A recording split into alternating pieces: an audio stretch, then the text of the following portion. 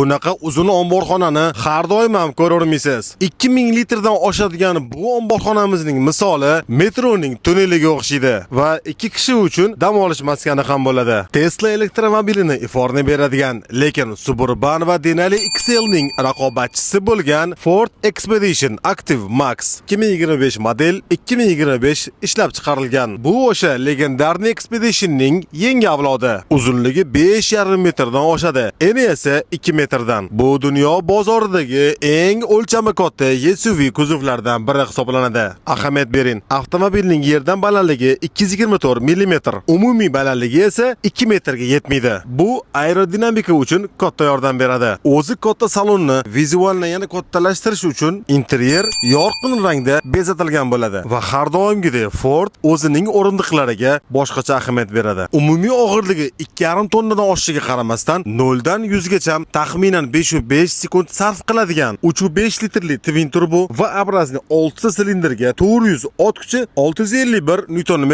o'rnatilgan bo'ladi.